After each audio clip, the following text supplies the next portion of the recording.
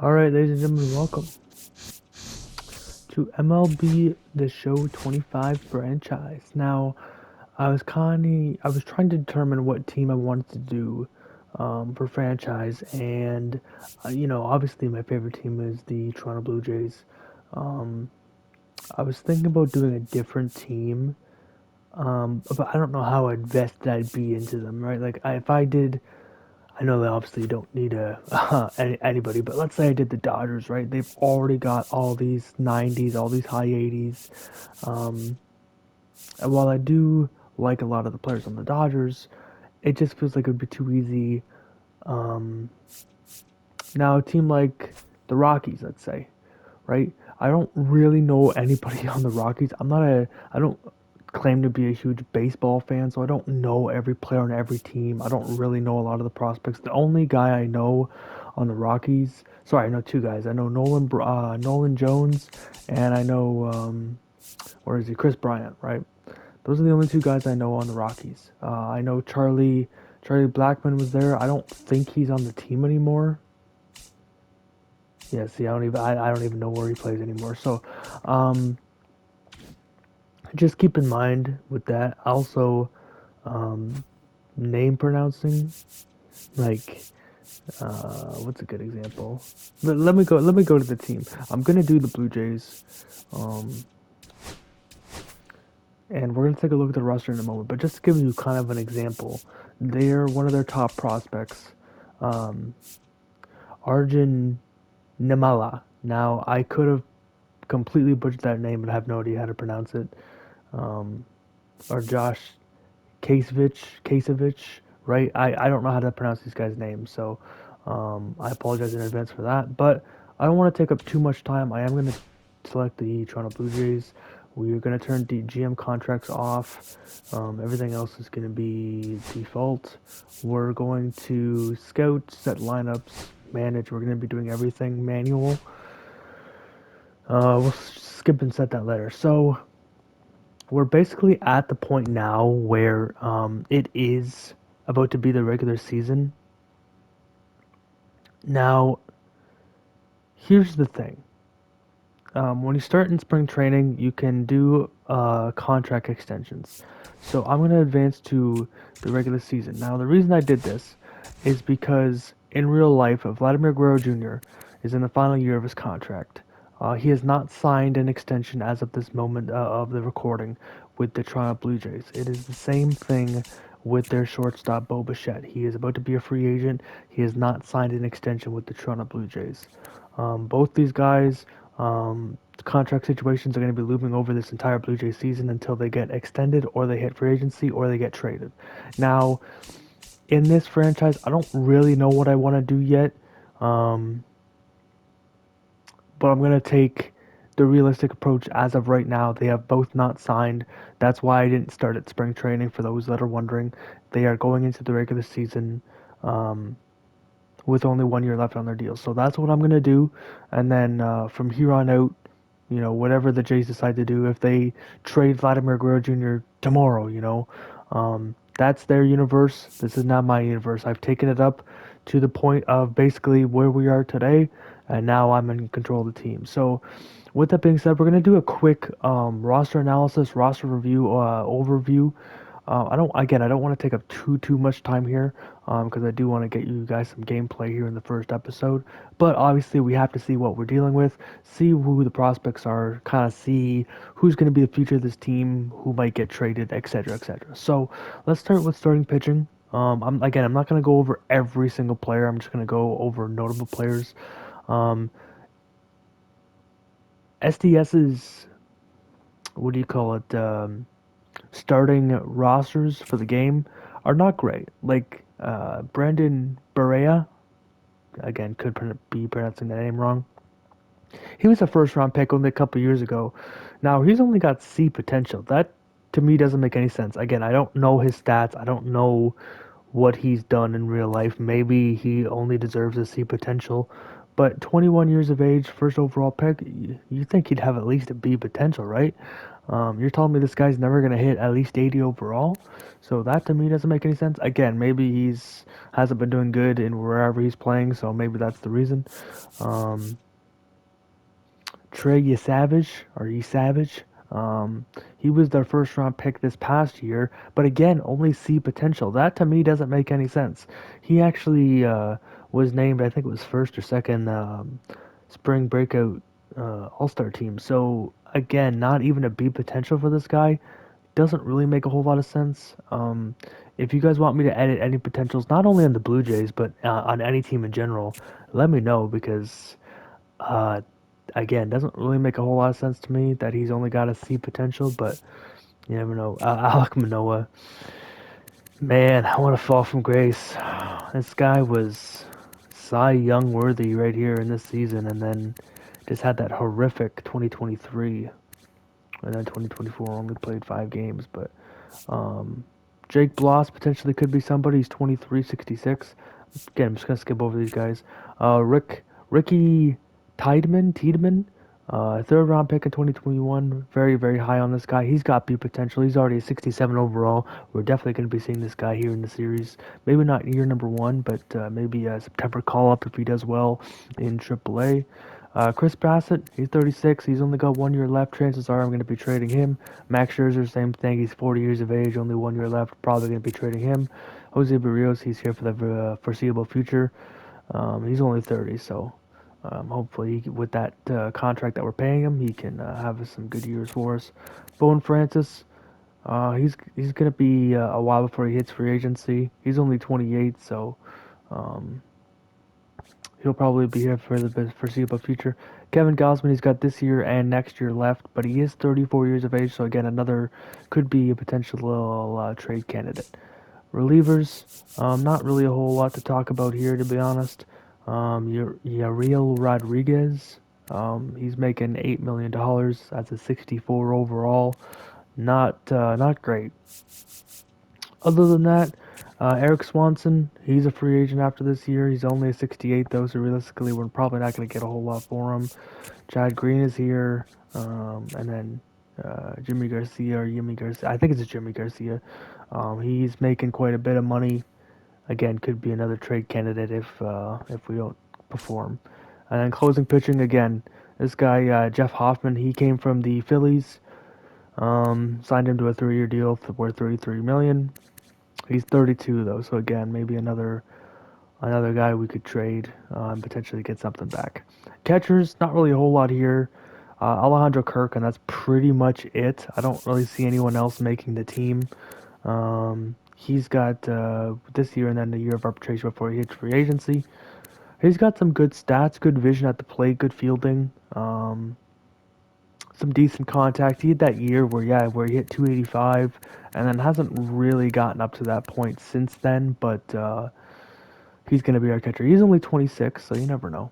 First baseman, obviously Vladimir Guerrero Jr. High contact, good power, good vision. Fieldings actually went down a little bit considering he did win a Gold Glove in 2022, but obviously coming off a tremendous year where he hit 323, 30 home runs, over 100 RBIs, 72 walks, almost a 400 on base percentage. Had a really good year for the Blue Jays. So he is a free agent at the end of the year. Question mark is up in the air for sure. He was born in Canada. We want to keep him in here in Canada. Depends on what his asking price is, though. Second baseman. We're going to talk about two players here. Will Wagner. Um, he is 26. He could play first, third, or second. In his limited time in Toronto, did have a 305 average, so might be something there. Contact against righties is really good. Vision's up there. Fielding's decent enough. Could be something for us. But Andre Jimenez is the main guy here, coming over from the Cleveland Guardians. Good fielding, obviously, as he's won 3 straight Gold Gloves. Good speed, good clutch, good vision. Contact's okay. Hasn't really hit for average since 2022, but obviously, again, with that contract, he's going to be here for the foreseeable future, right? It's only 26, so there is room for growth there for sure. Um, but we'll have to see what he can bring to the table for us. Third base, Got three guys to talk about here. Martinez, obviously, this is the guy that played one game for the Blue Jays before getting suspended for, what was it, 80 games or something like that? Something to do with steroids or something to do with substance abuse. So I'm not really sure about the whole story there. I'd have to look into it. But he is one of the Jays' top prospects. Still is only 23, but at 64 overall, still only 23. His stats aren't looking the greatest. Is he really going to feature here in this franchise series? I'm not too sure. He's only got this year before he hits free agency, so we'd have to see. Addison Barger, big fan of this guy. Can play third, left, or right. Good fielding, good arm, good speed. Clutches up there, powers up there against righties. He's here for the foreseeable future as well. Is only 25, about to be a 70 overall, so we'll have to see if he can do anything for us. And then Ernie Clement, he's here for the foreseeable future as well. Good hitting stats. I have great vision, great durability. Um, so, and also can play second base or shortstop. Is only 28 years of age. Shortstop, obviously the guy of the hour. The man that's probably going to feature in this is Arjun Nimala. Now, here's the thing about him is he is 19 years of age. He is considered the Blue Jays' top prospect, but the confusing part is he is only a C potential. Again, this is another thing that doesn't really make a whole lot of sense to me because he's their top prospect. He was drafted first round. He's a top 100 prospect in baseball. I believe he's top 50. I could be wrong there. But how are you going to give this guy C potential? I would give him B if not A, right? So again, not really sure what SDS is thinking there. I might actually change this one myself. You guys can let me know, but Leo Jimenez could be something for us. But our shortstop for opening day is going to be Bo Bichette. Obviously, coming off a disappointing year where he was injured multiple times, but he's a career basically 300 hitter. Obviously, last year again was a really bad down year for Bo. So we're looking to kind of recuperate that trade value if we do end up trading him again. He's only got 1 year left, so we'll have to see what the future brings for Bo Bichette. Left fielder, their new signee, Anthony Santander, obviously coming from the Baltimore Orioles. He signed for 5 years, $18.5 million per season. Won the Silver Slugger, hit 44 home runs. Doesn't really hit for average. He hits for power. So we'll see what he can bring. He's 30 years of age. He can also play first or right field for us. So keep that in mind. Also, he's a switch hitter, which comes in handy. David Schneider, he decent power. Good fielder. That's pretty much about it. Is 26. Um, yeah, not really much else I can say about him. Center fielder, Dalton Varsho is going to be the guy for us. Got this year and then arbitration. He's another guy where it's like he's a very good fielder, but the average isn't there. You know, can hit you 20 or so home runs. Can play the left or right. Is 28. Did just win a Gold Glove. So again, defensively he is very very good. He's got 99 fielding, 99 reaction. Does have some contact against lefties, so could be a sneaky hitter for us. And then right fielder, George Springer. I loved George when he first signed here, but he has fallen off a cliff since being here. He has not hit for 30 home runs since being here, his highest being 25. Last year was a really bad year for George. So we're paying him 2 more years, unfortunately. 25 million. We're not going to be able to get rid of that because he is 35 years of age. So, and the thing is, like, he's not even really that good of a hitter anymore. He doesn't really do anything spectacular other than his durability being a 90, which makes no sense because he's always injured, it seems like. So, I guess not. I mean, I guess he has played in over 130 games, everything. It just seems like he's injured all the time, at least when I watch. But um, that's the team. So what we're going to do here is we're going to sim to the Baltimore Orioles game. We're going to be starting Kevin Gausman. This is gonna be the bullpen. I'm gonna keep everything default. The only thing I'm gonna change is um the lineup style. I want to make sure that okay, he is in single A, good. Um, and then the pitchers, where are they at? He's in triple A. Let's send him to the. Let's get these guys some reps in in single A. Sorry, that's fine. Okay, cool. All right, so lineup wise, we don't really know who we're facing. Seems like all these guys are gonna be the same. Varsho, I think I'm gonna have hit fifth no matter what, and then DH can be George, and then right fielder can be Barger.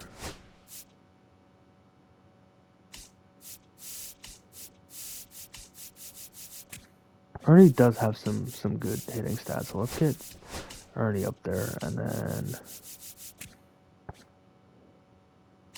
Springer above Kirk makes sense for me, and then Schneider's DH. Barger. Yeah, that makes sense for me. Alright, so we're going to be going up against Kyle Brash. Ladies and gentlemen, I know that took quite a while to get through. Oh, we can take a look at the top prospects real quick. Roki Sasaki, 86 overall, is obviously the top guy in baseball. So let me take a look and see where there's Ricky at number 23. Maybe I was wrong about Arjun. Yeah, never mind. He's not even a top 50 player. Is he even top 100?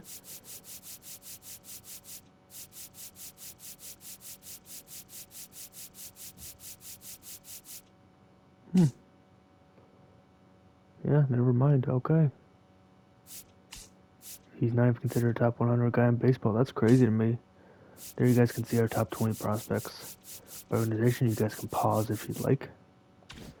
But, wow, okay. Well, with that being said, guys, we are going to get into the first game here. And I hope you guys did enjoy that little roster overview. Now, for this first episode, I don't think I'm going to be doing commentary for the first game, but I will be for future games.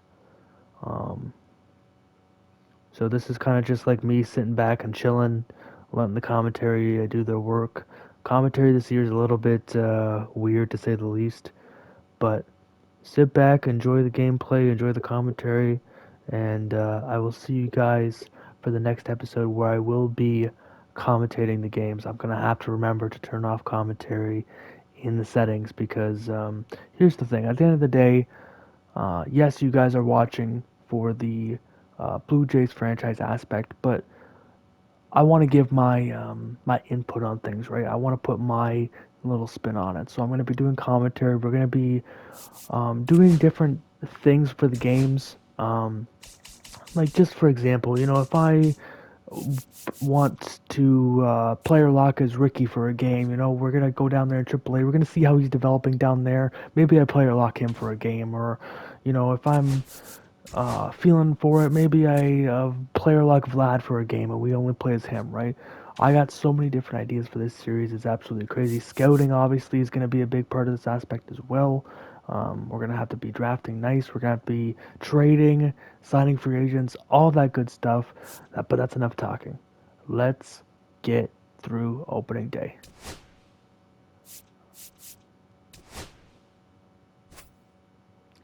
And for opening day, we got to wear my favorite jerseys. We got it. The alternate blue, baby. At the Rogers Center. Here we go. Let's play ball.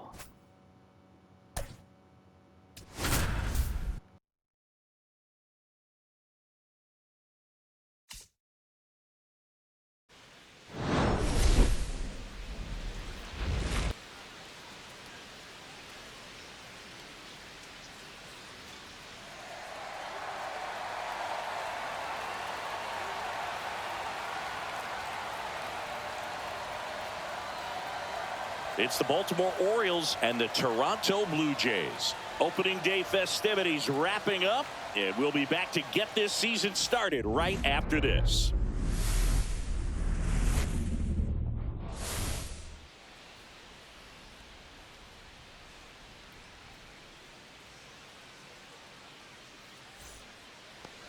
Just about ready to go. Today's starting pitcher, Kevin Gausman. What do we need to know here about the right-hander? Well, last year kind of around the league average in terms of ERA, and you know what? That's why you have 5 different spots in the starting rotation. You've got to have people round things out, and not everyone's going to pitch like a #1. Chance to win every time he took the mound on average, and when you look at that kind of performance, it has a place on every ball club. Cedric Mullins leading things off and takes a strike. No, inside. This is a batter who clearly performs better in day games. I don't know why, but his numbers generally back it up. Pitch is in there, and it's 1-2.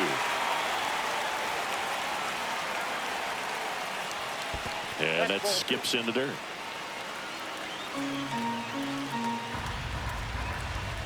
And there's a ball.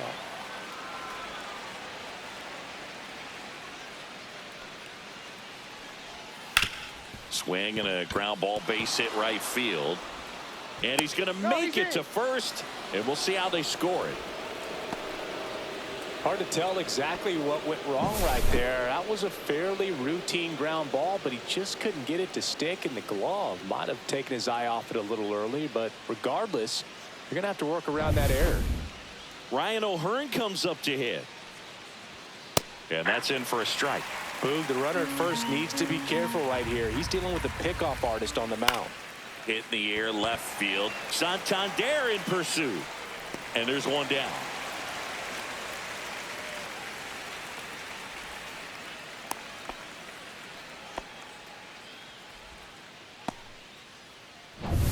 Gunnar Henderson will hit next. And a swing and a miss there. Good pitch right there. Anytime you can get one by a bat of this caliber, especially with runners on, it's got to give you some confidence out there on the mound that you can win this battle. Mullins, the runner at first with one gone in the inning. And that is downstairs. And that's ball 1. Just misses the mark outside the zone. Well, it's a good pitch there. Really had some run and finished a little up and in just on the edge. And that's one of those, if you swing at it, you had a broken bat as you jog back to the dugout. Got him. And now 2 gone. Here's Tyler O'Neill. Steps off, checks the runner at first.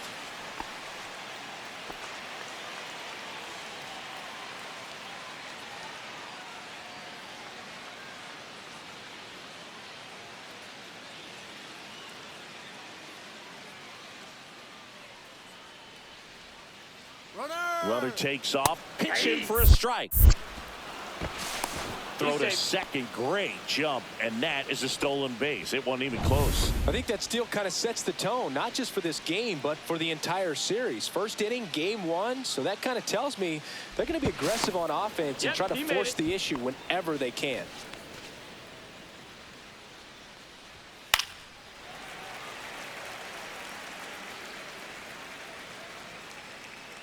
And a pitch.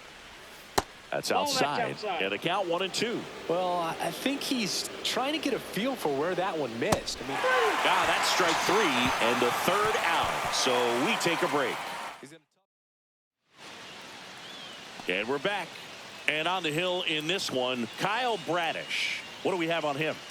Well, he comes at hitters with a 5-pitch mix, so for him, it's always interesting to see how he utilizes those weapons. He may lean on 1 or 2 pitches depending on how things are going and how things are working, but if he can control 4 or even 5 of those offerings, look out, hitters. It's going to be a tough day. He's really going to be able to keep those guys off balance. Right through there for a strike.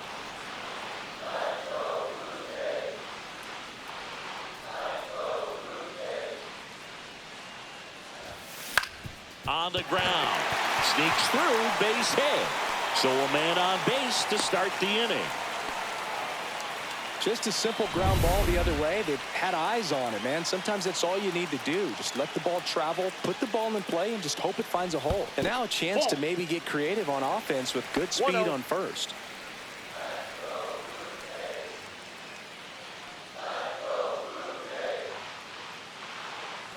The 1-0. Yeah.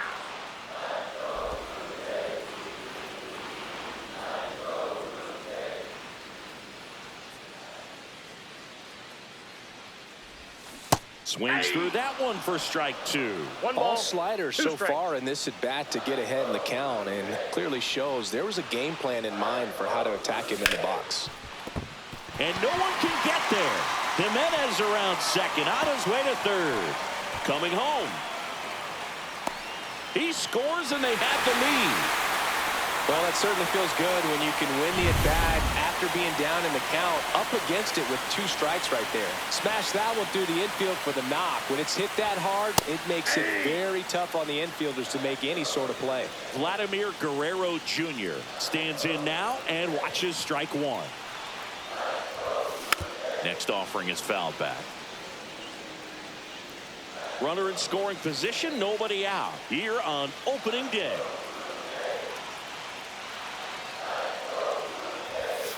Ball.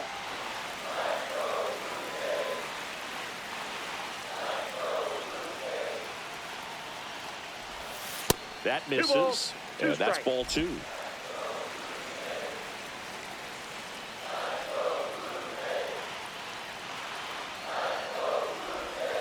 Swing and a miss. Slider got him for strike 3. No, that slider down and away. It's just kind of a slow death. With 2 strikes, you're looking to protect, and halfway to the plate, you know you've committed, and you know you're going to have no chance of touching it. Tell you what, sometimes you just have to tip your cap. Anthony Santander, the next to hit, takes ball 1. Swing and a ground ball up the middle onto O'Hearn. Now 2 out. Here's the lineup the Blue Jays are rolling out there to start 2025. Chris, they're hoping to get back on track this year after a disappointing season. Indeed, and they were a preseason dark horse pick last year, Boog, and things just never really clicked for them. It's been almost a decade since they've won a postseason game. Maybe this is the year they break through.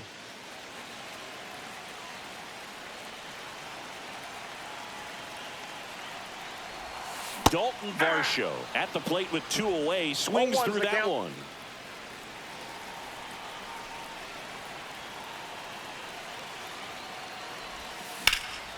And a foul ball.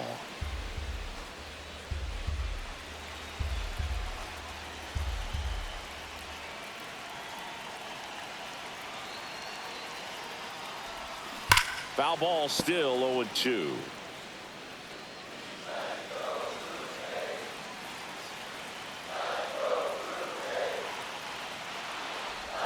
Down to the dirt, swing and a miss. Rutschman on to first. That completes the strikeout inning over. The Jays push across a run on this double. It's now a 1-0 ball game. Back. 3. You're out. Out. Out. Out. Out. You're out. Out. 3. That's ball 4. Out. Ball 4. Take your base. You're out. 3. Out. Out. 3.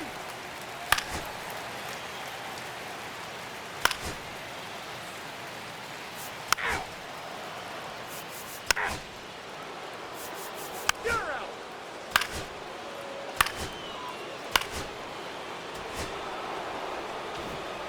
Two on, 1 out. Gunnar Henderson, the next to hit for the Orioles. Could use a ground ball here. Something in the infield. Runner at first base. Get 2. Get out of this. And down on strikes. And that's 6 Ks for him in this one. Third time he struck out in this one, and definitely an individual performance you want to flush. He just hasn't looked very comfortable up there. Just one of those days. But when you're still winning the ball game, at least you can focus on doing your part to maintain that lead and getting that W. 0-2 now as he swings through it. Swing and a ground ball base hit right field. Fires over to Guerrero, and O'Neill is retired. That ends. Welcome back. Here's a look at this team's early season projection.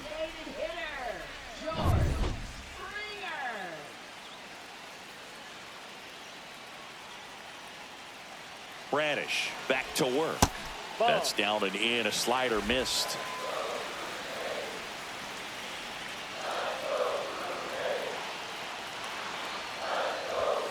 That catches the outside corner, and it's 1-1.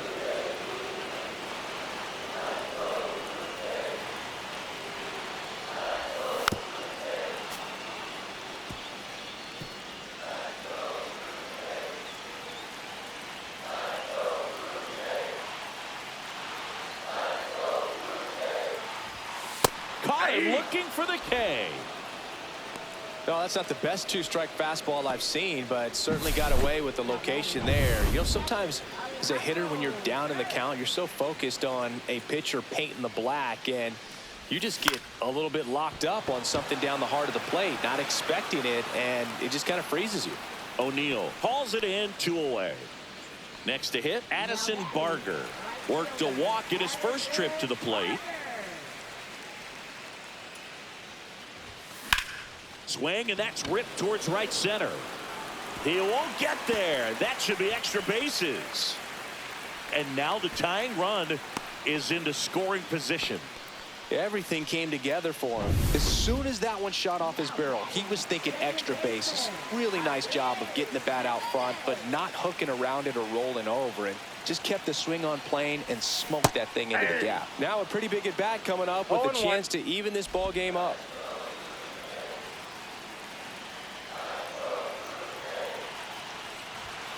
And that one missing low.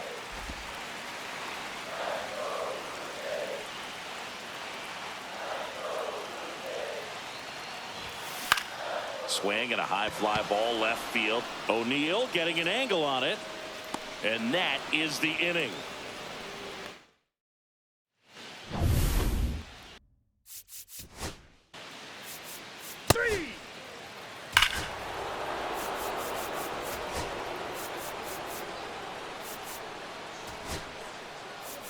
Ball 4, take the base. Out. Out. 3. Out. You're out. Out. Out. First base. Out. 3. Out.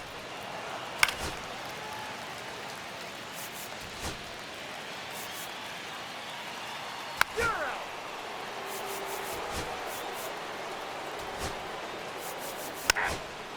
First base. 3.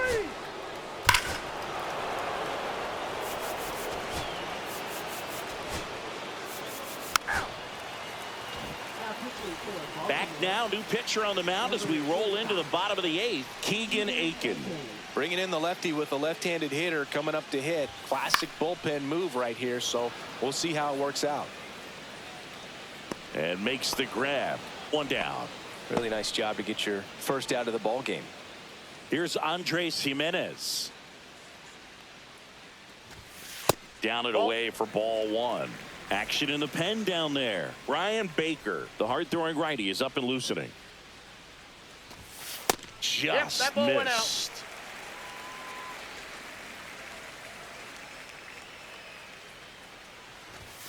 The 2-0 is in for a strike.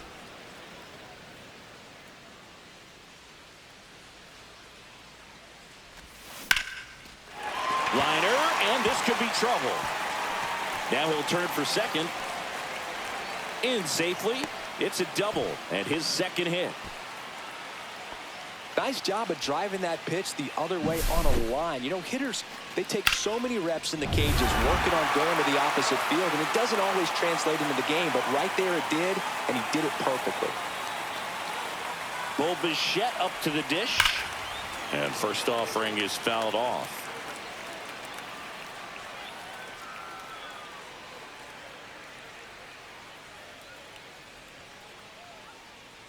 Man at second. That one finds the zone, and the count is 0-2.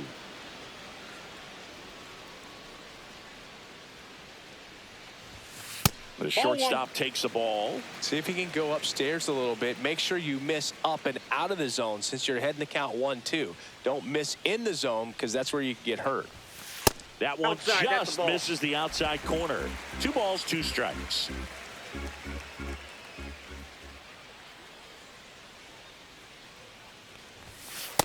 Three balls, 2 strikes. 1 out and a runner at second. Here, the bottom half of the 8th inning.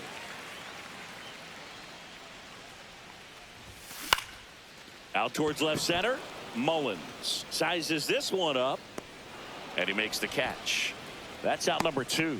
Well, those can be pretty fun as an outfielder. Got to put it into his highest gear and go a long way to track that one down. Nothing better than that. You feel like a wide receiver playing football.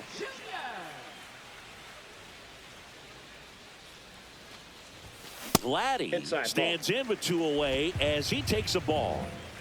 Jimenez on at second with 2 down. Swings and blasts one deep to left center. That one carrying. See you later. Vladimir Guerrero Jr. goes deep. It's 7-3. They needed that one, Singy. Indeed they did. They've been fighting to get back into this game, and just like that, they're back in it.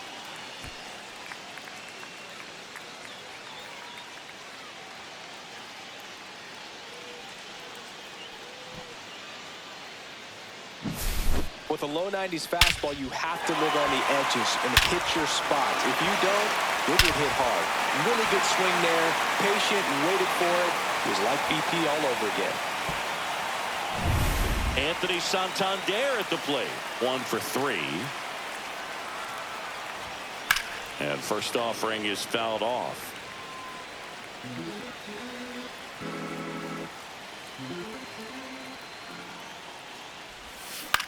This one popped up.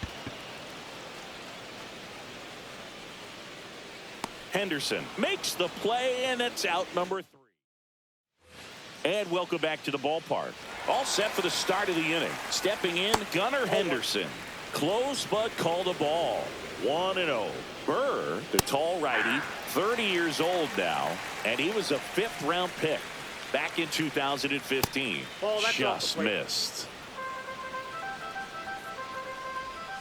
And downstairs.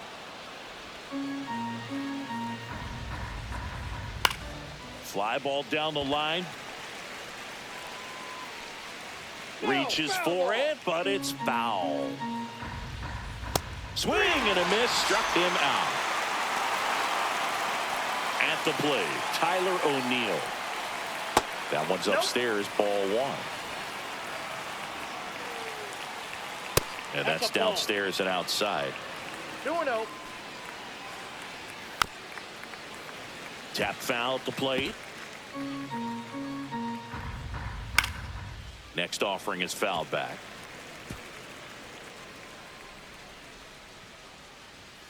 Strike 3, and that's 2 in a row.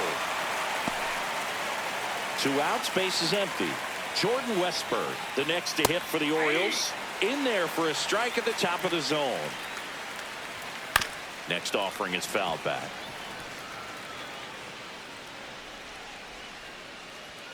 Fans another, and that's 3 straight strikeouts. So no runs, no hits, no errors, and no one left. 5, 6, and 7 will lead things off in the bottom of the 9th.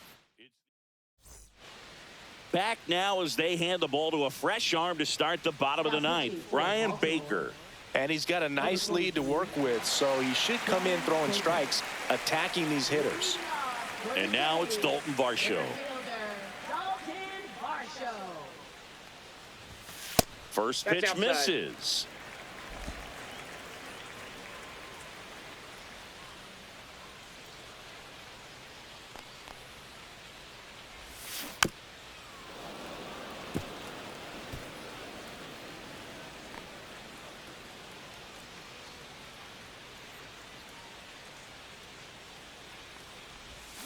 Comes up empty. That's strike two. Just a little One too ball, quick on two that. strikes. Front shoulder, front hip, front foot. Everything comes open. No way of making contact with that one. Ball, that's out. Just off the outside part of the plate.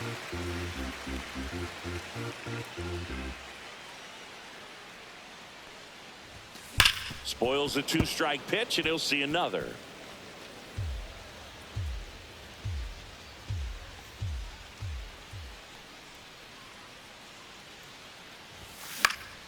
And it's fouled off. They'll do it again.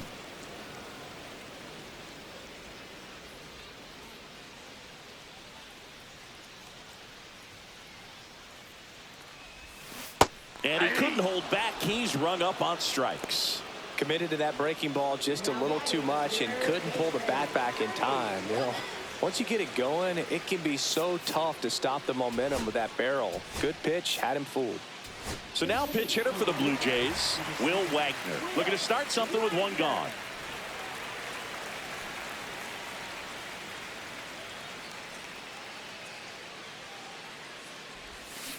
Swinging a foul straight back.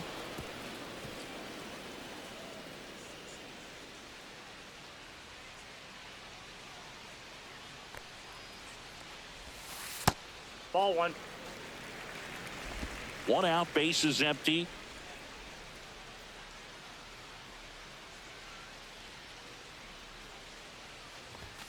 Just Ball, that's missed. out.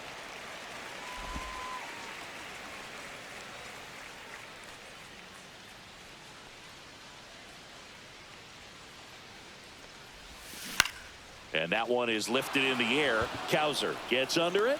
He's got it. And there's two down. So they're down to their final out. Here's George Springer.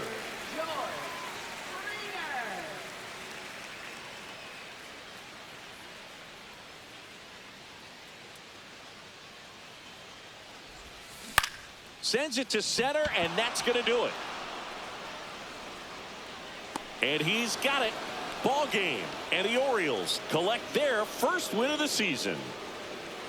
These players know they have a long series ahead of them, but they come out, establish, and set the tone in the first game of the series. Very important to get that. Put you in the driver's seat to win game two, and then push yourself to a series win, if not a sweep. 7-3 is how this one ends, as the Orioles win this one. For Chris Singleton and our entire crew here at MLB The Show, thanks for stopping by. I'm John Shambi. Talk to you soon.